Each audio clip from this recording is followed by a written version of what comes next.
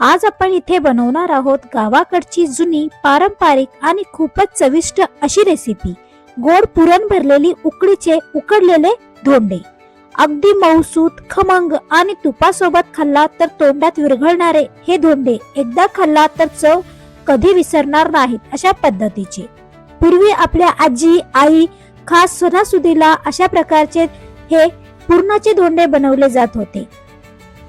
अगदी प्रेमाने असे धोंडे बनवायचे आणि आज तीच पारंपरिक आणि चव मी तुम्हाला या आपल्या स्वयंपाकघरात परत एकदा दाखवणार आहे। धोंड्यामध्ये गोड पुरणाचं सारण आणि बाहेरून मऊ उकडीचे हा थर, आहा, दिसायला किती सुंदर दिसत आहे पहा।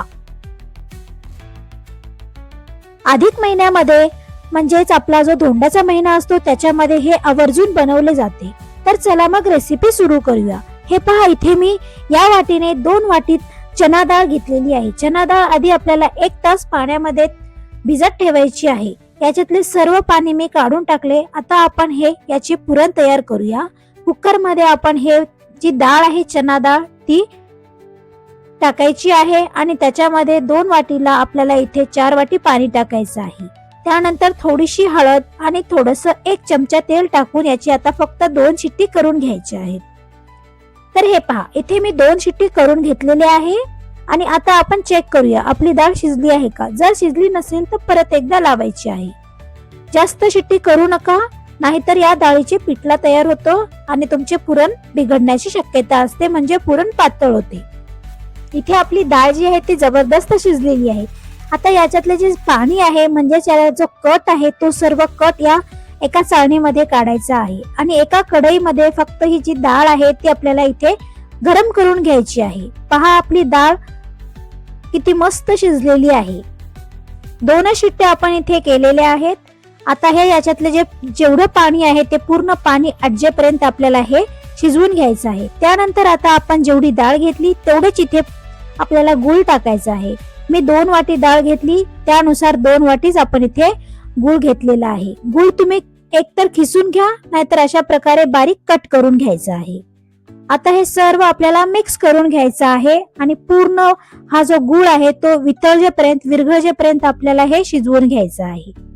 गॅस मीडियम ठेवायचा, मोठा ठेवू नका, नाहीतर तुमचे जे पुरण आहे ते लगेच खाली चिटकले जाते आणि सतत याला हलवत राहायचं आहे। अशा प्रकारे पहा, थोडस लांबच राहा, नाहीतर हे जे पुरण आहे ते उडत आहे अंगावर।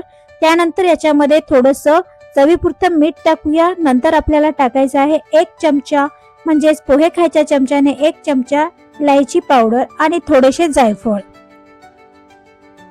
आणि हे परत एकदा मिक्स करून घेऊया पहा। आणि आता हे घट्टसर होईपर्यंत आपल्याला हे पुरण शिजवून घ्यायचं आहे। पहा, थोडस घट्ट झालेलं आहे। आपण एकदा चेक करूया आपलं पुरण इथे शिजलं आहे का। पुरण शिजलं आहे हे कसं ओळखायचं एक सांगते। पहा, हा जो चमचा आहे तो याच्यामध्ये स्ट्रेट ठेवायचा। जर असा पडला तर आपलं पुरण अजून परफेक्ट प्रमाणात शिजलेलं नाहीये, म्हणजे अजून आपण याला 5 मिनिटे शिजवायला ठेवूया। याच्यात अजून थोडेसे प्रमाणात पाणी आहे। आता परत एकदा कालूया आणि परत एकदा चेक करूया। आता आपले हे पुरण शिजलेले आहे, तुम्हाला दिसत असेल किती छान घट्टसर झालेला आहे। परत एकदा मी असा उभा चमचा ठेवते आणि हा पडतो का 2 मिनिटं तसंच थांबायचं आहे। जर समजा नाही पडला तर अजिबात पातळ नाही। पहा, इथे मी दळून घेतलेला आहे पुरण यंत्रामध्ये आणि किती मस्त मोकळं आपलं पुरण तयार झालेलं आहे। आता इथे मी 1 कप गव्हाचं पीठ घेतलेलं आहे। गव्हाच्या पिठामध्ये थोडंसं आपल्याला चवीपुरतं मीठ टाकायचं आहे आणि 1 चमचा तेल टाकायचं आहे। पोहे खायच्या चमच्याने 1 चमचा। तेलामुळे आपले जे धोंडे आहेत ते एकदम सॉफ्ट होतात। आणि सर्वात आधी आपल्याला हे जे पीठ आहे ते तेल टाकलेलं आहे ते सर्व तेल पिठाला लावून घ्यायचं आहे आणि थोडं थोडं करत आपल्याला पीठ हे मळून घ्यायचं आहे। एकदाच पाणी टाकू नका। हे पहा, असा घट्टसर आपल्याला पिठाचा गोळा तयार करून घ्यायचा आहे आणि अजिबात जास्त पातळ करू नका, नाहीतर तुमचे जे धोंडे तुम्ही बनवणार आहात ते धोंडे तुम्हाला छान आकार येणार नाही। पातळ असल्यामुळे ते वाफवल्यानंतर सुद्धा फुटून जातात आणि पुरण जे आहे ते पूर्ण बाहेर येते। पुरणाचे आणि पिठाचे प्रमाण सेम असले पाहिजे, तरच तुमचे धोंडे आहेत ते सॉफ्ट होतात। आता आपण 10 मिनिटे याला भिजत ठेवणार आहोत पिठाला। हे पहा, 10 ते 15 मिनिटं झालेले आहेत आपले। आता आपण धोंडे तयार करायला घेऊया। परत एकदा हे जे पीठ आहे आपलं एकदा छान मळून घेऊया. पहा किती मऊसूत आपलं हे पीठ मळून झालेलं आहे, तुम्हाला दिसत असेल.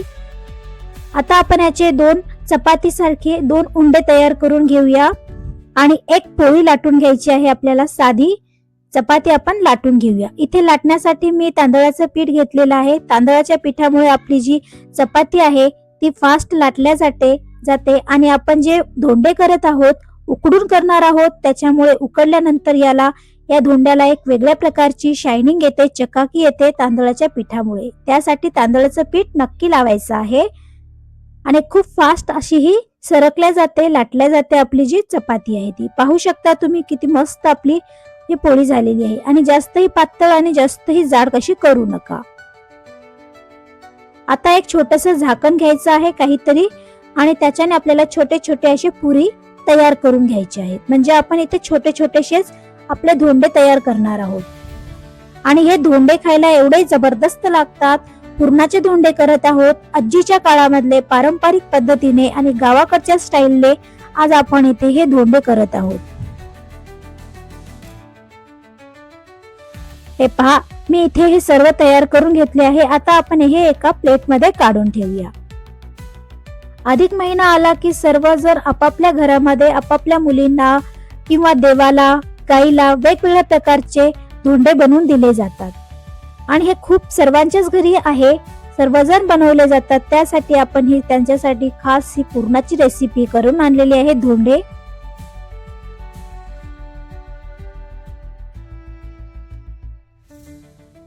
हे पण आपण इथे काढून घेऊया. आपल्या महाराष्ट्रामध्ये धोंड्याची खास एक जुनी परंपरा आहे, ती आज आपण इथे करत आहोत. तर हे पहा, अशा प्रकारे हा एक पिठाचा छोटासा उंडा घ्यायचा, म्हणजे पुरणाचा घ्यायचा आणि त्याच्यामध्ये आपल्याला हलक्या हाताने असे दाबायचे आहे. कळी याला पाडायची नाही, जशी आपण मोदकाला कळी पाडतो तशी पाडू नका. असं करायचं आहे, फक्त फोल्ड करायचं आहे बस. हे पहा, आणि वरी जो पिठाचा थोडासा उंडा येतो आणि तो अंगठ्याने मध्येच दाबायचा आहे, काढून टाकू नका. जर समजा तुम्ही मोठे मोठे धोंडे करत असाल तर समोर वरी जो उंडा येतो पिठाचा मोदकासारखा, तो तुम्हाला काढून टाकावा लागणार आहे. कारण ते जर ठेवलात तर तुमचा जो धोंडा आहे तो फक्त पिठाचाच लागतो, मध्ये तुम्ही जे सारण भरता ते सारण लागणार नाही. तर हे पहा, अशा प्रकारे आपण हे सर्व धोंडे करून घेऊया. Okay friends.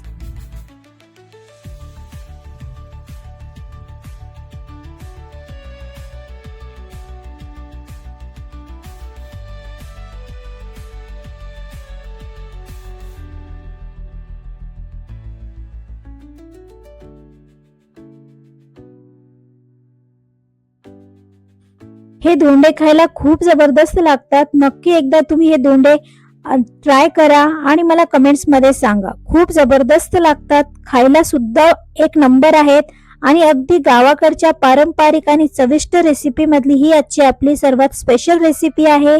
आणि अधिक महिन्यामध्ये सर्वात जास्त जो धोंड्याचा प्रकार केला जातो तो हा आहे, म्हणजे आपले उकडीचे पुरणाचे धोंडे.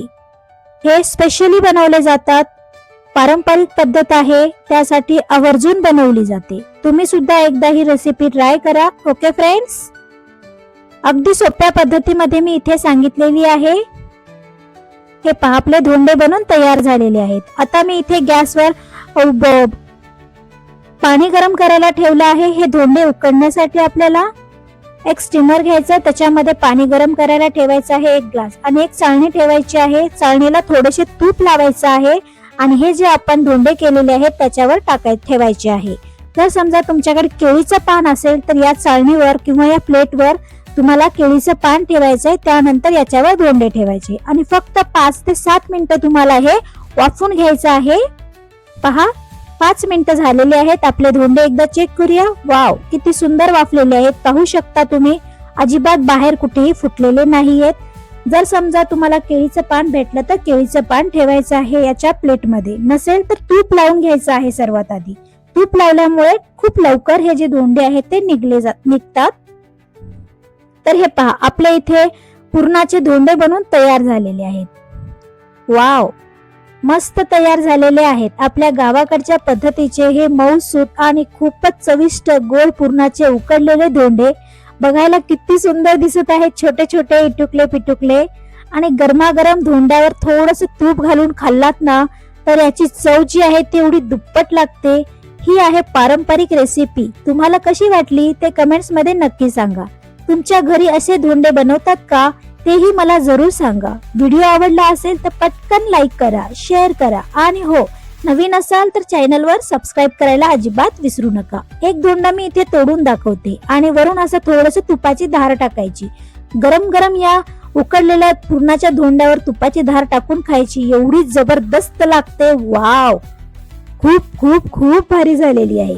नक्की ट्राय करा फ्रेंड्स. ओके, आता सेम अशाच प्रकारे सर्व पुरणाच्या धोंड्यावर आपण हे तूप टाकायचं आहे, साजूक तूप, आणि एक एक धोंडे करून आपल्याला खायचे आहेत. तर फ्रेंड्स, कशी वाटली ही रेसिपी? आवडली तर पटकन लाईक करा. ओके, एवढे सॉफ्ट, एवढे मऊसूत, मुलायम असे आपले हे पुरणाचे धोंडे इथे बनून तयार झालेले आहेत. तर चला मग पुन्हा भेटूया अशाच एका मस्त, चविष्ट, पारंपरिक आणि घरगुती रेसिपी सोबत. तोपर्यंत बाय बाय, टेक केअर.